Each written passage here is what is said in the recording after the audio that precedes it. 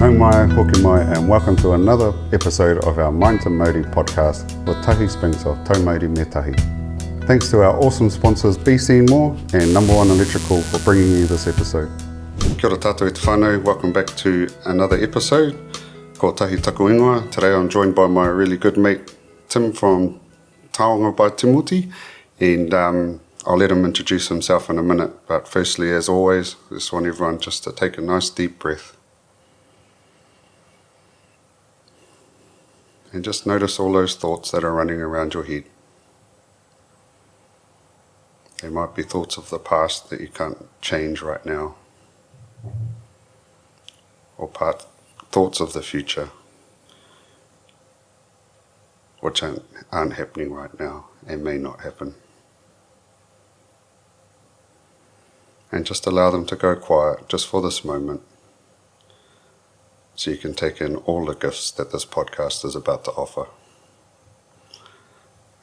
Kia ora, my bro. Welcome along to the Mind to Mauri podcast. Can you give the listeners a bit of a background on you and who you are, what you do? Kia ora, ko Timoti tuku ingoa. I was born in Uawa, up on the east coast of Gisborne, and youngest of 14.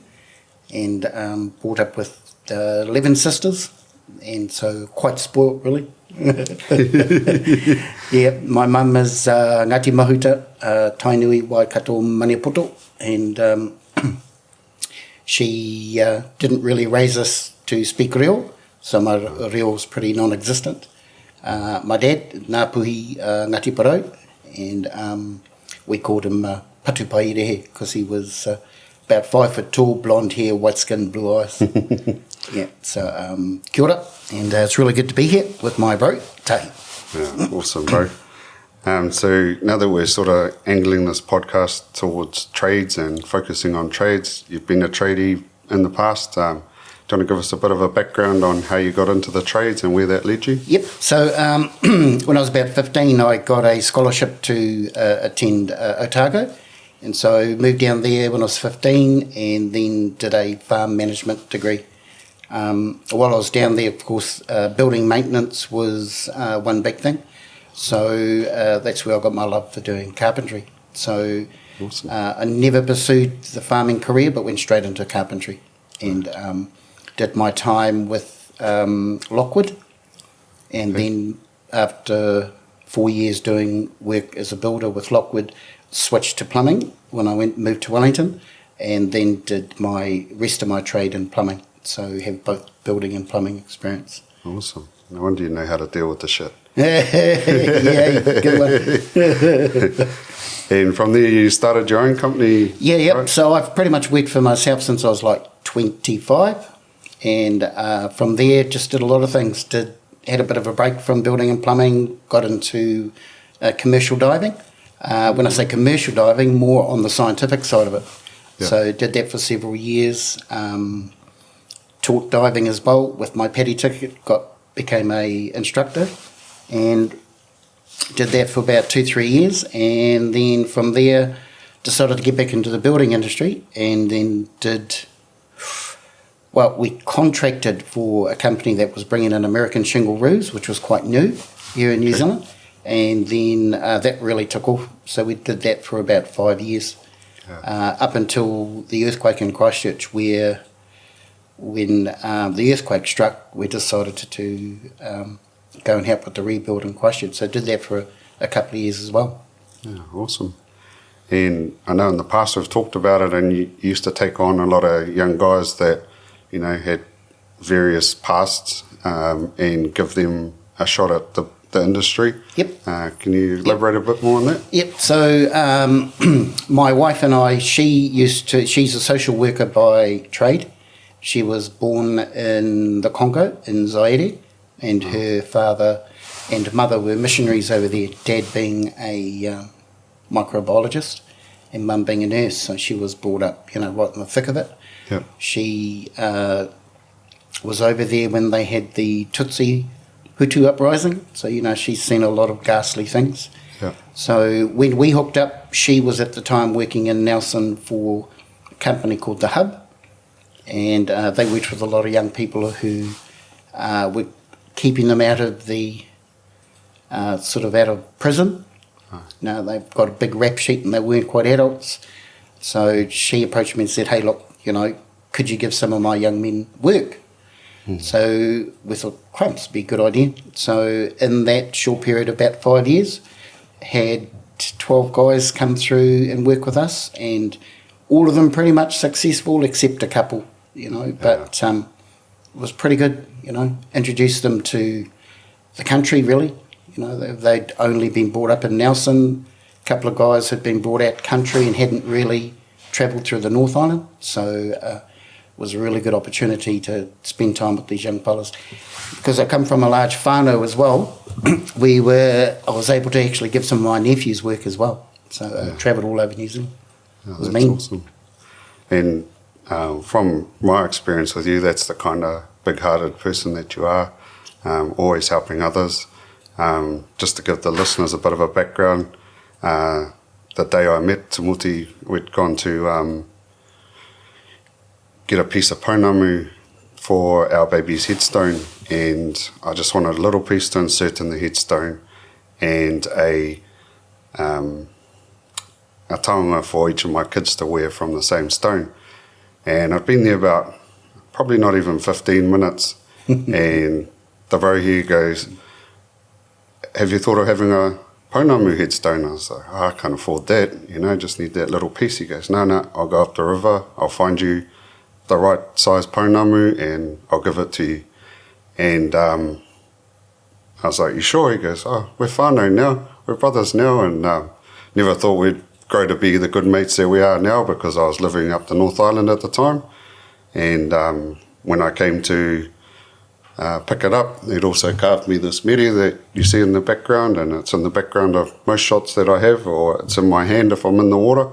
So that's the kind of guy this guy is, always helping others, and it's just a beautiful thing. And so from building, was there sometimes a struggle in that led you towards the Pounamu? Yeah, because we spent a good 3 years travelling from Nelson to Christchurch. We had a team of up to 9 guys sometimes. Mostly there was about 5 of us, constant. And we just found that we just weren't getting paid for work. That was stretching out because there was a caveat over the whole of Christchurch with the rebuild that if there was a shake within 90 days, then there was a reset where the buildings had to be checked. Building inspectors had to go over your work. And in that 90 days, if there wasn't a shake, then you'd get paid. Okay. I think some of the furthest, we'd gone through one period where we nearly got paid and then we had a shake and we had to sort of reset and wait. Oh, wow. So it drove us to be really frugal in what we were doing because, money was really slow. Yeah. So then there was one weekend when I came home, and then the weekend I came home I had a moimoia, a dream. And that's when a taniwha had approached me 3 times in the night, 3 different parts of the dream, and each of those dreams is so vivid. It had dragged me out of the house trying to get me down to the awa. The second time it got me out of the house and down into the lower paddock. And then the third part of the dream, he got me out of the house and actually dragged me into the river, right where we swim. Wow. So it was waking up from that dream, which was, for me, was scared, because I'd been brought up that way, but not as vivid as this dream, it was like real. Yeah. So my wife and I and our kids, we went down to the waterhole where we swim, and right there on the beach where the taniwha had pulled me in was a 78 kilo boulder of inanga, Pounamu. Wow. Yep, it was just stunning. On the path facing that Pounamu boulder was a pakoi tuki, and that tuki, I'd stepped over because I just didn't notice it because I was just going down to the beach. Yeah. Which in itself was just amazing, Wow. So my wife picked up the tuki, I went back, picked up the Pounamu, took it home. We had a lot of the older neighbours came down and had a look, and they hadn't seen anything like it, Wow. That was the beginning of me getting interested in Pounamu, which was 7 years ago now. Wow. Yep. And you just decided to change your path? Yeah, it took about a year of further dreams of just closing things up, just trying to make a bit of an income with not going back to Christchurch anymore because we just lost too much money. Yeah. The boys took over the contracts that we had and continued working in the roofing industry. And then I just slowly started teaching myself to carve, and then that led to us approaching Te Putai Taonga o Te Waipounamu, and they're the whānau water agency here in the South Island. Oh, okay. And they were able to give us a small stipend or a small grant to buy some tools, and then that set us up for where we are today. Bloody beautiful. I know there'll be a lot of people listening in on this that are grateful that that all happened because of the lives that you've touched and changed throughout this journey. You're doing it in the trades with these young fellas, but I guess you get to spread it further now, don't you? Oh, totally. Yeah.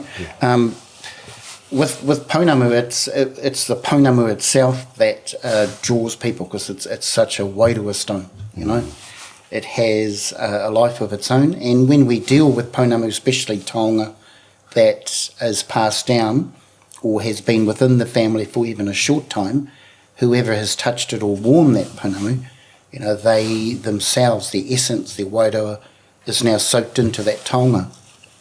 So that taught me that feeling that I felt was that, wow, I'm pretty sure everyone else gets that same kind of feeling. Yeah. And with the amount of dreams I was having, with the amount of po we were finding, it was the gift that we decided we got to take this somewhere, We're not going to become millionaires, make lots of money. So let's carve for our kids in care, which was an idea that I got. Then I managed to go to a wānanga in Christchurch, and while at that wānanga, this beautiful young man got up on stage and gave a kōrero, and he'd just come out of the care system, and it was at that moment I knew, yep, this is what we're going to do. We're going to set ourselves up so that we can carve a taonga for every child in state care, and hence we came up with a program called Tumaya. Wow, that's such a beautiful, beautiful kaupapa.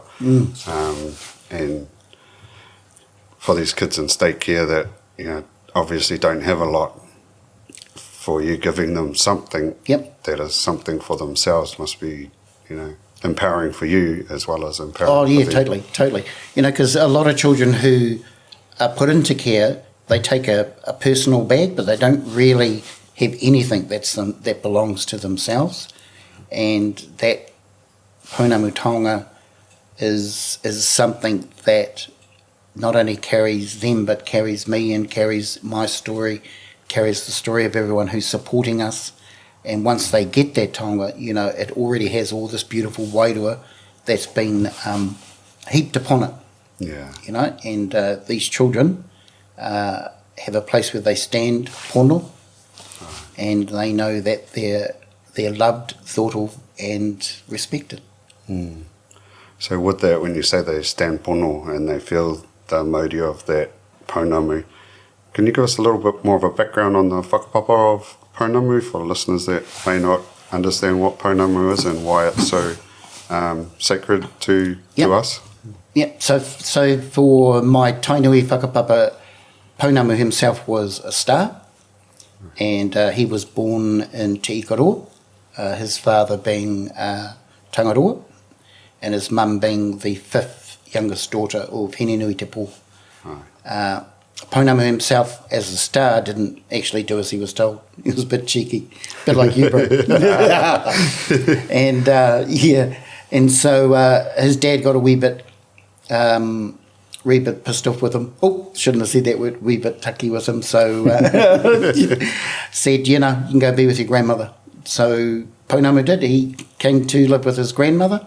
And while on earth, he didn't want to go home, didn't want to go back to Ikaroa, so he removed his outer shell and left behind his heart, which is hence Pounamu.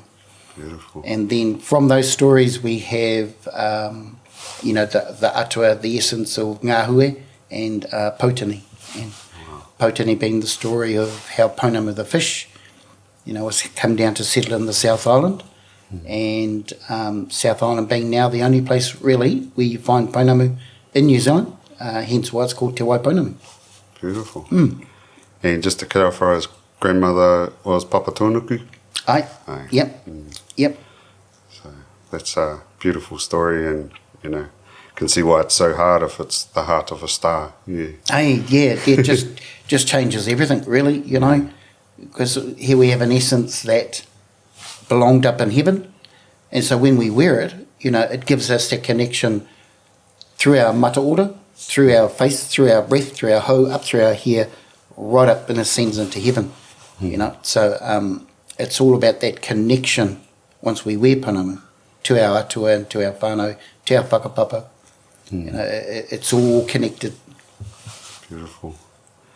And for any listeners that don't know of Tumaya, your project carving these taonga for these kids in state care, how do they get behind it? Because as I understand, you've started this off your own bat and self-funded a lot of it. Yep. So when we set up Tumaya, we decided to not get funding for it because, one, we had already not only found the stone in the awa, but we'd also been able to purchase enough stone to get the project underway. So there wasn't a need for a lot more money. So we decided, well, let's just jump in and do it. So we set up the concept of Tumaya, and then we approached the Voice of Our Children, which is the company called Voice Whakarongo Mai. So Voice Whakarongo Mai are a non-government agency. They're run by the rangatahi who have, they've turned 18, they've left the system, and they're now our young rangatira who are working within Tumaya to give the youngsters a voice. And by working with Tumaya, Tumaya working with Voice Whakarongo Mai, we were able to access all of the children within Aotearoa who are on OT's books or Oranga Tamariki. Beautiful. So, and how many children is that? It fluctuates between 5,200 at the moment on the books to 6,500. Wow. So it's if we look at how Tumaya is progressing at the moment, we've been running for 2 months.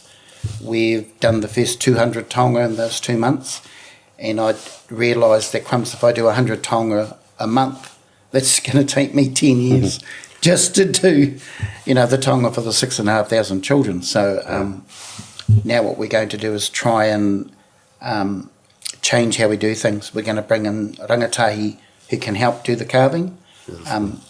Other carvers around New Zealand have already offered to help with the program, which is just amazing. Beautiful. So we've got to meet some amazing people, and then we just got an email a couple of weeks ago, and now Tai Potini, the Polytechnic on the west coast that teaches carving of Pounamu, they're getting behind us as well. So the students at the Polytech will also now be carving taonga for us. Beautiful. Beautiful. And so if anyone wanted to financially contribute... Yep, so on our website, Taonga by Timoti, we have a gifting program which is leads you to our Tumaya page. And then on that page, you'll see the story of how we came about Tumaya. And you will also see at the bottom there's a Give Now donation on that page. So you can either access that page and give a direct donation, or you can buy taonga from us, and then that allows us to continue carving for these kids in care. So every taonga sold allows us to make a taonga for a child. Beautiful. Yeah. Do you have a whānau get behind this awesome cause if you're in a position to help, or any other way you can help?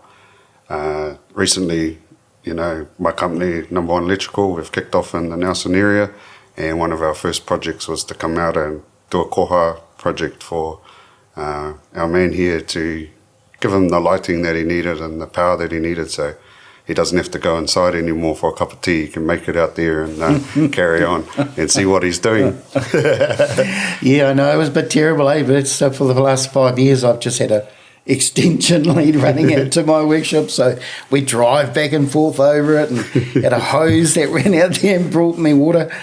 Just terrible, eh? And I run some big machinery, and I'm just amazed. Never got an electrocution or never started a fire. And then along comes the bro and just reduced me to tears, really. Offering this amazing koha, bro.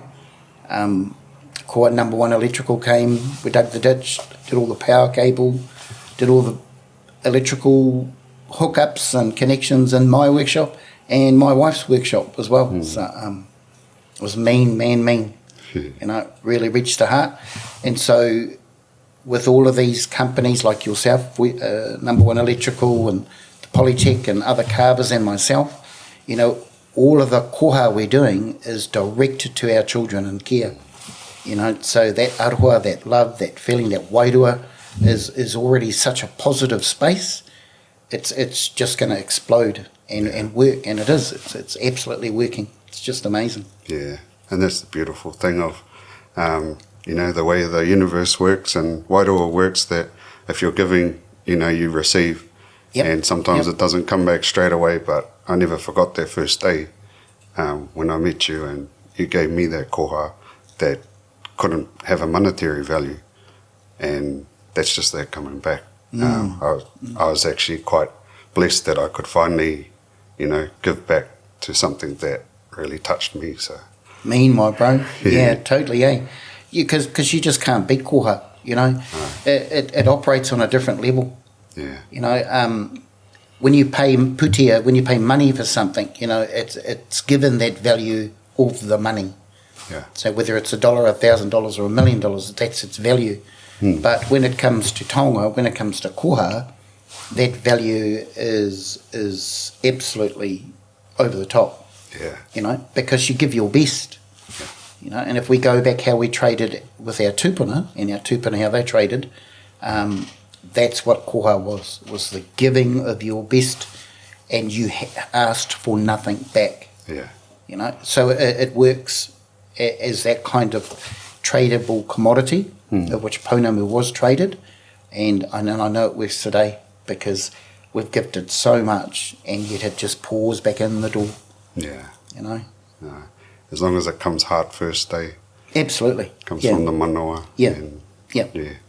You just can't do this kind of thing without being pono, without being straight and standing straight, Yeah. So it's all about Tumaya, standing straight, standing correct, standing right, everything being tika. And then if you do stand that way, then your word is all we have that defines what we do, and it's always should be tika, honest, straight up. Yeah. Yeah. And when we operate from that space, no one can ever take that away from us. No, That's one. who we are. No, that's one of the few gifts we have. Yeah. Beautiful. And something else, we're talking about standing straight. Last year I got my puhoro done, which for the listeners that don't know is tattoo from my waist down past my knees. And you embarked on a similar journey with your moko. Yeah, I did.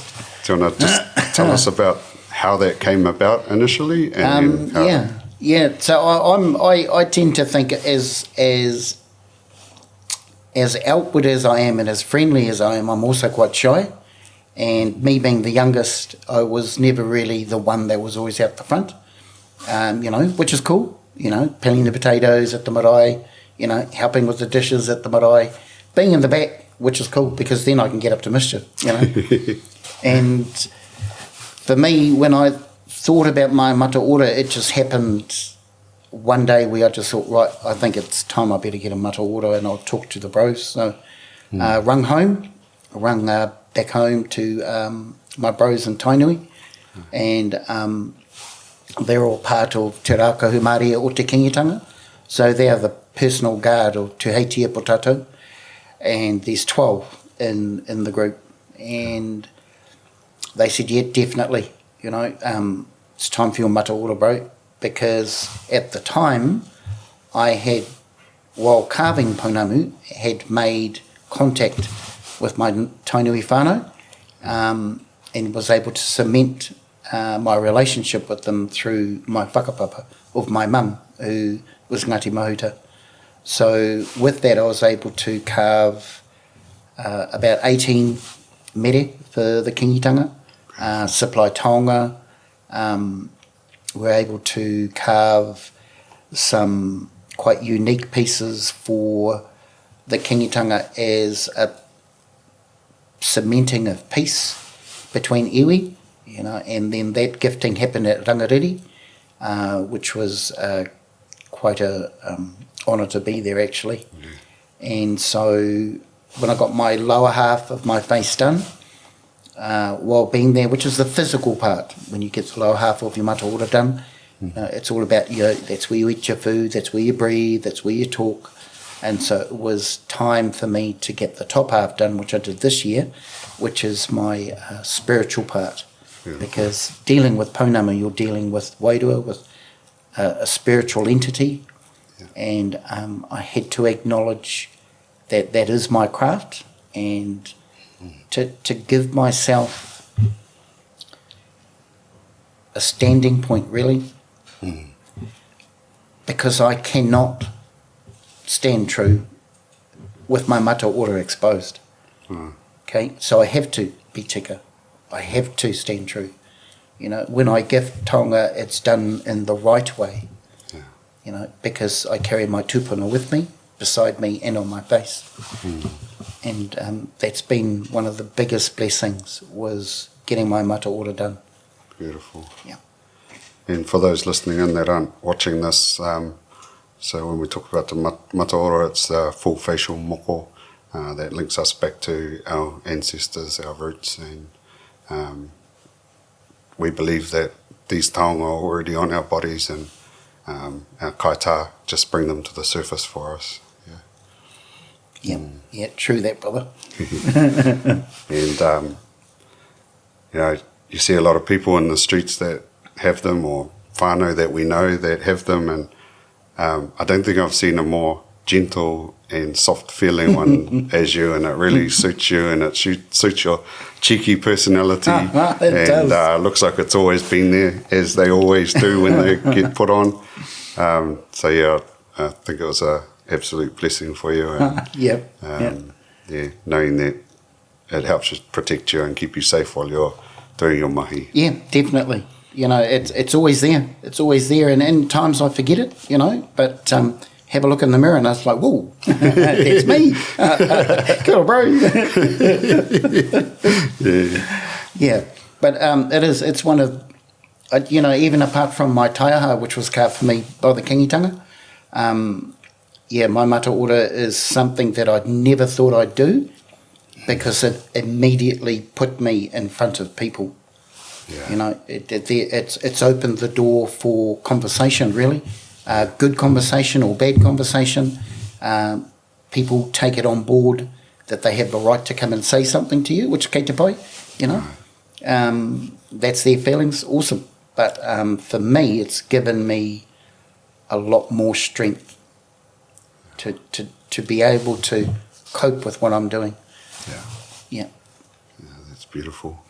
And you touched on gifting of Pounamu, and it's a question that's raised a lot, about people that want to buy it for other people or want to buy it for themselves, and there's a few different, stories out there depending on where people have come from and where they've started carving from.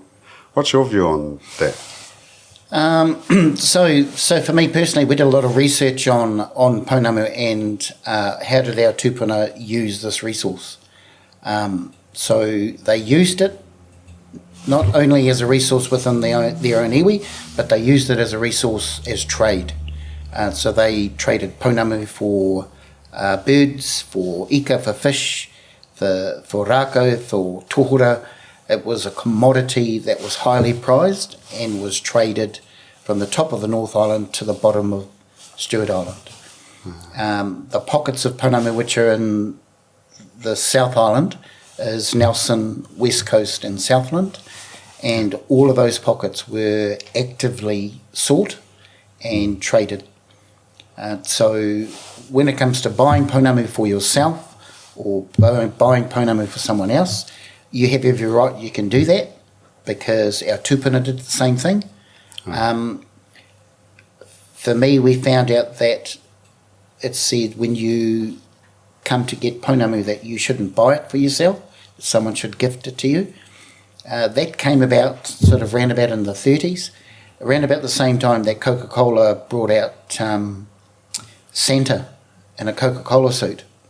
So it was just a marketing ploy, because up until around about 1925, there were no Mauri carving Pounamu. It was all carved overseas, and then the first lapidary carving warehouse was set up in Dunedin, and that was sort of around about 1905. So none of our tupuna carved Pounamu. Oh, wow. Yeah, so it was very much a marketing like De Beers with diamonds. You know, so they took our taonga that we actively traded with each other and then made it into a marketable commodity. Yeah. And it wasn't until sort of after the 30s, closer to the probably 50s, when Mauri started dabbling back with Pounamu. Yeah, so you can definitely buy it for yourself, or you can definitely talk someone into buying it for you as a present, if you haven't got the putia. It's always the best way. Oh, Yeah. Or you've got some good mates that carve. That's true. Yeah, totally. So before we round out this podcast, it's been bloody awesome. What sort of, if there's anyone out there that's in a bad space at the moment, struggling, is there anything you do to keep yourself up, like a tool you use to that listeners could try to help keep themselves in a good headspace? Or well, for me, I'm sport, because I'm not only surrounded in my workshop by Pounamu, I'm also, our awa is full of it, you know, so we drink it, we swim with it, you know, we live with it, we sleep with it, you know, and for me, the Wairua of such an ancient Taonga, you know, 350 million years old. You know, we're talking about something that saw the birth and death of the dinosaurs. You know, and then we hold something that saw the birth of Jesus Christ. And so this Taonga has travelled all through history, and we've come along, picked it up out of the awa, and for a really small time in its life, it's part of our life, you know. And then when we're dead and gone, this amazing Taonga will still be here. 350 million years down the road, it's still going to be a Taonga. And it's that which gets me through, and how I feel when I wear it, it's how I feel when I gift it, when someone is either struggling or I gift Taonga to help someone. It's that wairua that's within that piece. Someone told me, how would I explain, or how would I describe Pounamu? I call it solidified wairua. Beautiful. Yeah, that's Pounamu. It's solid, it's solidified, full of wairua. Beautiful, bro. So there you have it. Jump on the website and grab some taonga by Timoti. And, you know, like he says, it is a beautiful tool, beautiful gift. If you know someone around you that's struggling too, you know, I've often gifted it to people after tangi, or that have lost someone or going through a hard time. And I agree, it really helps them. It really gives them something to feel close to.